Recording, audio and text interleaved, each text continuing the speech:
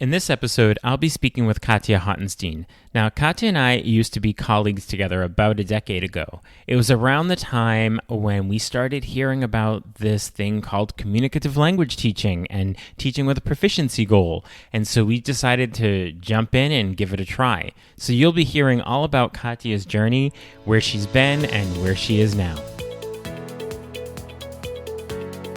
Are you a language teacher looking for some reassurance that what you're doing in the classroom is on the right track? Or maybe you're looking for some ways to teach even more effectively. If you're one or the other or somewhere in between, you've landed in the right place. This is the World Language Classroom Podcast with your host, me, Joshua Cabral. You're about to get tips, tools, and resources so that your students continue to rise in proficiency and communicate with confidence. Let's jump in. Vamos, allons-y.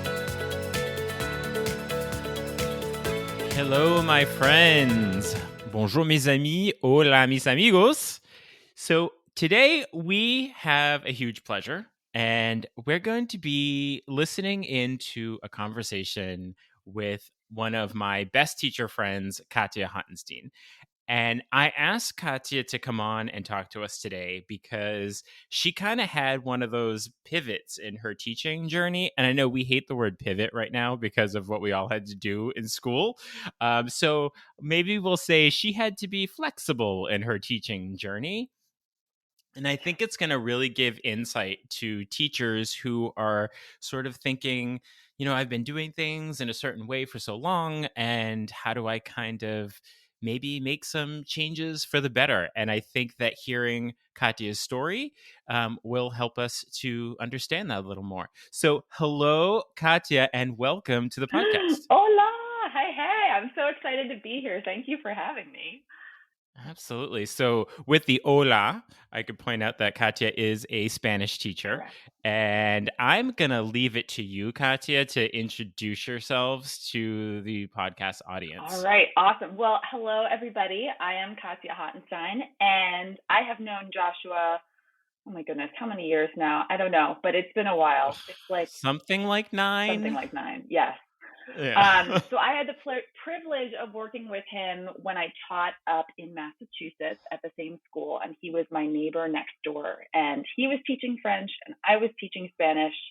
And one of the things I loved about my years next to Joshua was we just were totally willing to experiment and try and explore our teaching practices together. And it was a fabulous way to crash and burn, but also know you had someone next door to cry on if you needed to. So, that was so important, yes, right? It was. Like when you have this expectation that everything you try is just going to work and be great, yes. but yes.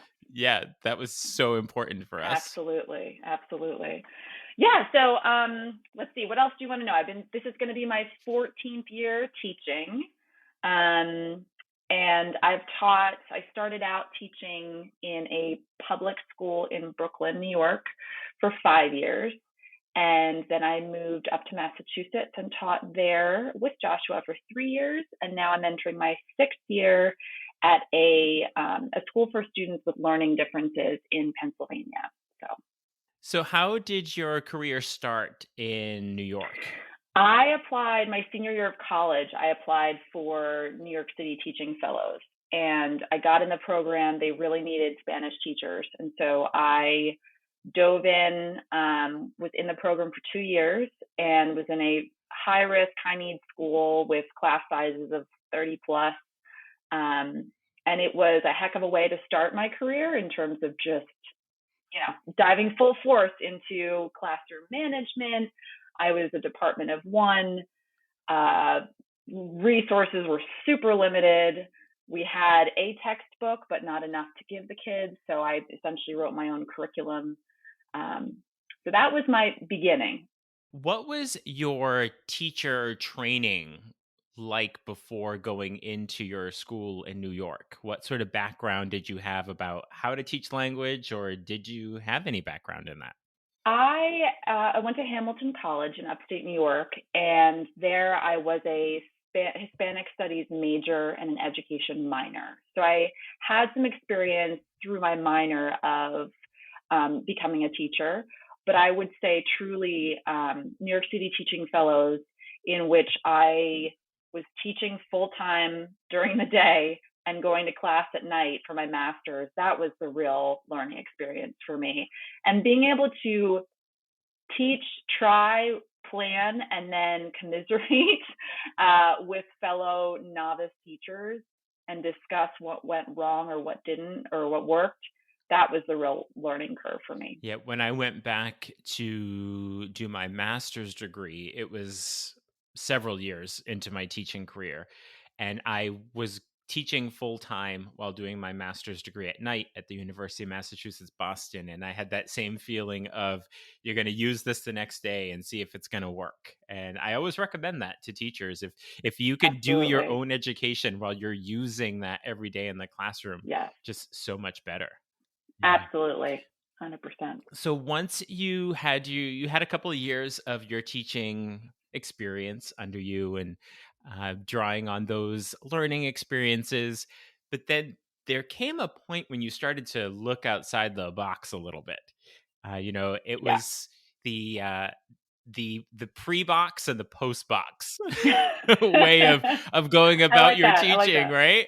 And Yes. so at some point you sort of looked at like I guess I I need to maybe even have more fun in the classroom. Sometimes that's where it starts. Mhm. Mhm. And like when did you start looking outside of the box to maybe teach in more interesting and effective ways? Well, I mean, there were certainly a couple of conferences and workshops. You went to an OWL, which that is, remind me what that stands for. Organic world language. Yes. So you went to one of those conferences and came back. And so you and I sort of like, let's try this out. With essentially, we created um, a routine in our daily class where you'd have a circle, a conversation circle, and you'd try and have an organic conversation fueled by student interest. And then we would have a piece of paper on the wall, and as words came up from the conversation that they didn't know, but they wanted to say, you'd write them up there and then sort of infuse them more into your lesson.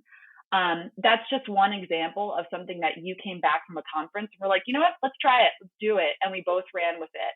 And did it work 100% perfectly? Absolutely not. But we tried our best.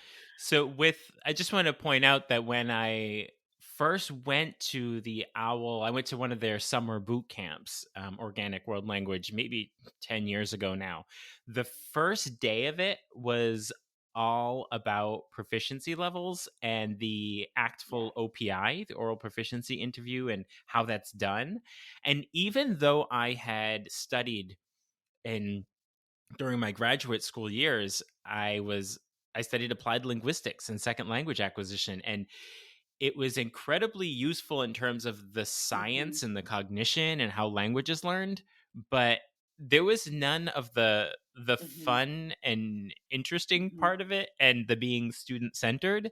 And so that was one of the things that I pulled out of that initial OWL experience was Yeah. it's rooted in science, all this stuff, but then how are Yes. we going to bring it to students, and that's where we started like, oh, how can we do this and what's going to happen with that? Yes. Yes. And I was just thinking, as you were saying that, how in that same time frame when we were kind of trying things that you had heard about or I'd heard about, we both jumped on board with the idea of circumlocution as well and started Mm-hmm. to incorporate that. And I always explain this to my students now year after year because it's a big word and it's like, what is that? It feels like such, foreign concept. But it's a life skill and it's a skill you can use in any language, in your native language. A quick example is, let's say I'm having a conversation with someone and I can't think of the word coffee. It just like it's gone from my brain. I can't think of the word coffee. This happens to my mom all the time. Like you can't think of words. Then you talk around it. You think of it. It's a liquid. It's hot. I drink it in the morning. I put milk in it. Whatever you can do to get the other person, a sympathetic listener, someone who's willing to give you a little bit of time to think through what you want to say, and you're still communicating. And I think during that time with you, when we were sort of grappling with different ideas and styles, I was so much less focused on the perfection of grammar and making sure that they understood what present and past tense or those pieces, as opposed to pure communication and really trying to express what you can and being comprehensible to somebody else. Yeah, the that classroom experience with the circumlocution. I remember when we made our circumlocution posters like for Yes. the first time and put them up on the wall to reference them. Yep. Yeah, it's like going back so many years, and now they were so innovative, Yeah. at the time to us, and now I still they've have just that become a poster. part. Oh, you do? Oh, so much fun. Yes. When we think back to like sort of the origins of where our change in teaching came from, it was the basic difference was that we were putting the focus on students and making sure they had the language they needed Yeah. to say what they wanted to say. No, but it's so true. It's a total mind shift if you're used to teaching in a more traditional way. So what does your classroom look like? And now that you sort of have this focus on proficiency, we're sort of post box now, right? And so what are you doing? What are you doing differently, and what are you seeing in your students as a result of that? When I came to my current school in Pennsylvania, I'll just mention really quickly, I went to a TPRS workshop right off the bat. That for me also really invigorated me to try different things. And TPRS, which is teaching proficiency through reading and storytelling, allows me sort of a different way to approach key structures and vocabulary in how I teach. I do have the luxury right now of not teaching with any specific textbook or a prescripted curriculum. I have that ability, but I strongly feel like using pieces of TPRS as well as comprehensible input CI can apply whatever you're doing. You can infiltrate it however you're doing it. So as an example, what I might do is if I have a list of like 5 key vocabulary words, I would have them visible somewhere up in the room, written in the target language, perhaps with the English next to it, perhaps with an image. Depends on my students. Again, I teach students with learning differences, so I have to make sure that it's comprehensible to them. I have a ton of support words also around my room. There's the Super 7 and the Sweet 16, which are kind of the key most used verbs in our target language. So that when I need to, I can point to things and support kids so that everything that I'm saying is 100% comprehensible. I do a lot of PQA, which is, I'm throwing a lot of acronyms out. That's why we're here. We're learning all this stuff. I know. But PQA, personalized questions and answers. Basically what it is as you're teaching a new vocabulary, phrase, or structure, you are trying to get repetitions over and over and over and over and over until the students become proficient and understanding what it is and can use it themselves. So I will kind of, introduce the vocabulary. We'll do, maybe give a gesture with it, whatever, start to tell a story using it. And then I'll turn and ask a student, and we'll have a kind of a back and forth where I'm repeating that structure again and again and again. Do you want to do a little example right now with me? Yeah, sure. Let's do one. Okay. Let's see. How about we do, oh my gosh. Do you want to do a verb or a noun? Let's do a verb. Let's do a verb. Okay. Let's do run. Okay. Run. Okay. So run. Yeah. So I have the word run up and I make sure, and I give a gesture with it. And then I might turn to Joshua and I might say, well, first I'm going to talk about myself because it starts with me, obviously. I like to run. I like to run outside, and that would be a word that they need to know. I like to run outside. Joshua, do you like to run? Yes. Do you like to run? Oh, Joshua, you like to run. Class, Joshua likes to run, and I like to run. We like to run. Joshua, do you like to run in the morning or the afternoon? In the afternoon. You like to run in the afternoon. I like to run in the morning. Joshua, do you like to run with other people, or do you like to run by yourself? By myself. You like to run by yourself. Oh, how Dad, you run by yourself. Oh, I like to run with other people. So I'm going to stop there. You get the Right. point, right? You're using the vocabulary over and over, but it can go in a zillion different directions. And you're trying to engage students in a personalized way so they feel engaged and invested in what they're doing. So it's taking that word, which was run in this case, and it's always contextualized. Yes, It's always within the message. It's not just repeat the word, yes, run, run, run, run, run. right. It's always used in different Yes. contexts. Yeah, and it's so much Right. less intimidating than handing a list of 20 vocabulary words to students and saying, "All right, we need to know these." No, you're using it in a way that they feel is actually a conversation. They feel it's worthwhile. So this part is very focused on comprehensible input, CI, and making sense of it. So can you talk a little bit about how you then transfer that to student output and how they would use that structure and how that works? Sure. So when I spend a lot of time, with the vocabulary where I'm speaking it, you need to get in. I forget what the exact number is, but I think in order for students to produce the language or the phrase themselves, I think it's like 75 times they have to hear it Hmm. in context. That number might be higher, but I can't remember. Hmm. Um, A lot, so anyway, a you're lot. it's a lot. It's a Yeah. lot, right? And it's to the point where it seems ridiculous. And like the Hmm. conversation we just had, that seems insane, but that's the reality of it. It's backed in science. So after we've had a ton of conversation with it, then I might do one of a variety of activities. We might create more of a story that incorporates run and other vocabulary structures into it, and then do what I call a write and discuss.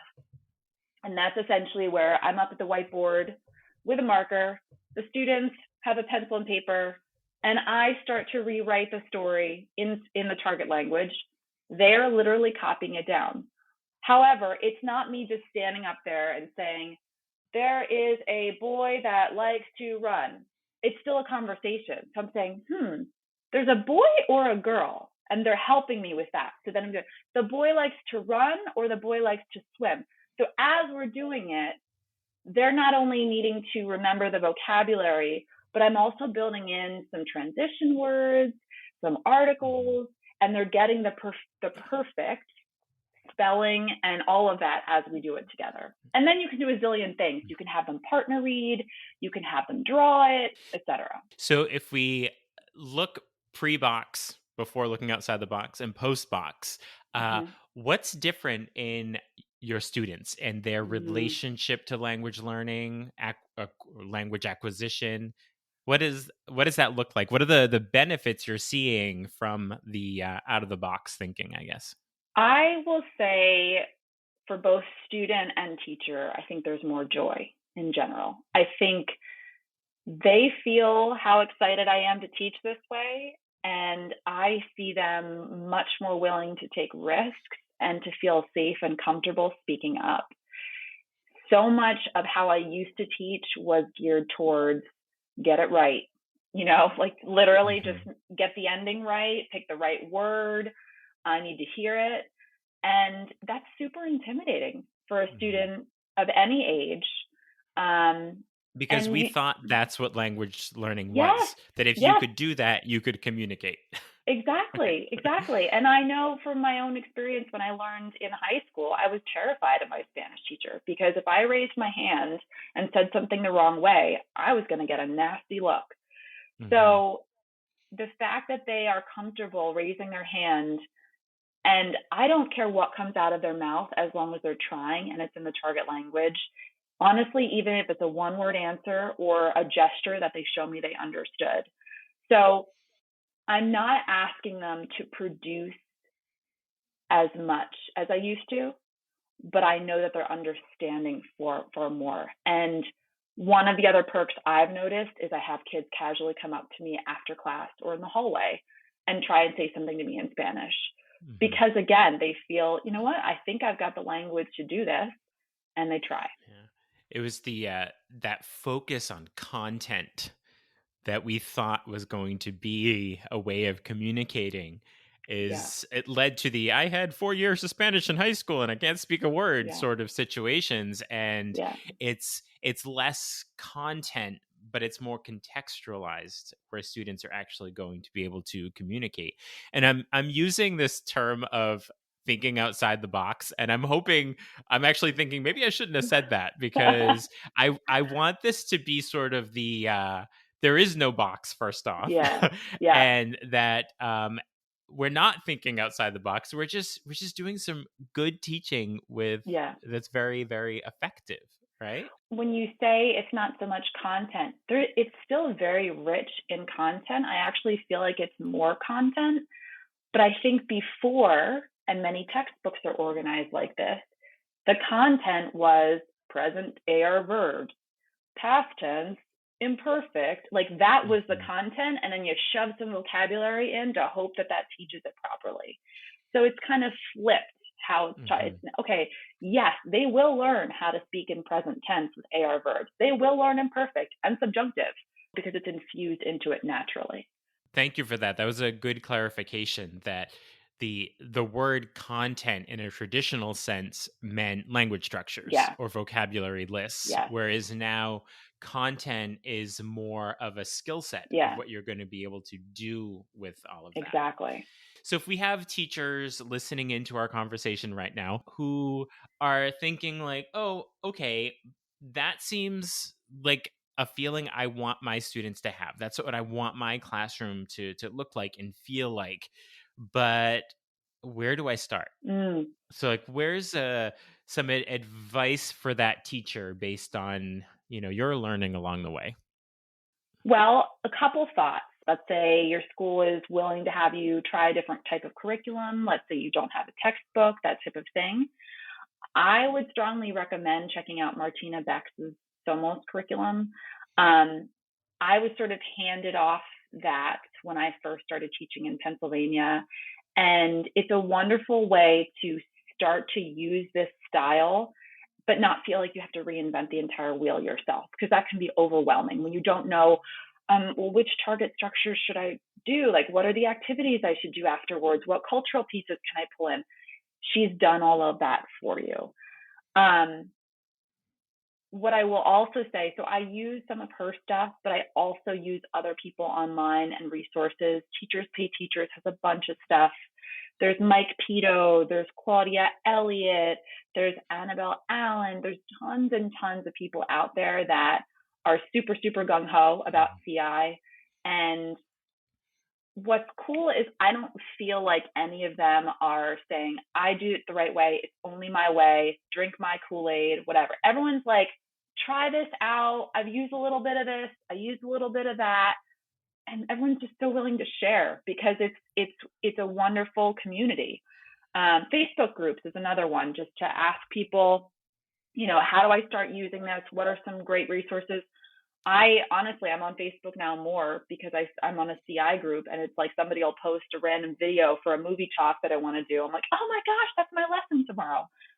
The generosity of language Huge. teachers is always so incredibly inspiring, whether it's through Twitter chats or Facebook groups, and it's I love all the information that you gave us along the way. And also, I like to always pivot to this idea of being inspired and inspiration as well. And to hear of all of these people that just regularly inspire you. And now you're also inspiring Oh, people listening to this, Katya, just so you know.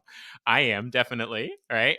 We got in the weeds with some really good teaching stuff right there. And I want to kind of step out for a second and just end with a little bit of fun here. That yes, we so identify as yeah, teachers, yeah, but we're human beings as well with huge, rich lives, hopefully to some degree. So got it. I'm going to ask you a couple of either or questions, and you can choose one or the other, or maybe even both. Okay, let's see. We'll do like two or three just to see where we're coming from. Okay, so the first one: sweet or salty?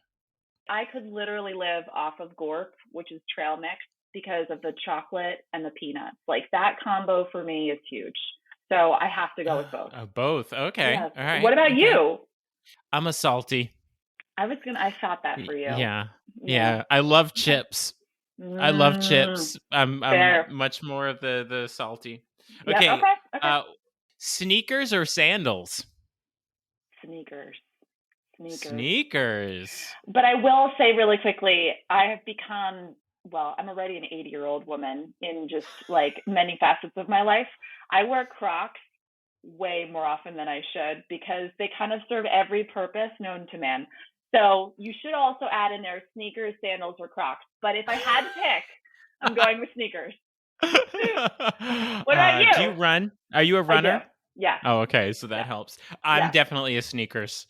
Yeah. I'm not a sandals person. Okay. One last one. And this could just be a quick answer. Winter or summer? Winter. I'm a sucker for snow. Oh, I'm the total opposite. I'm summer.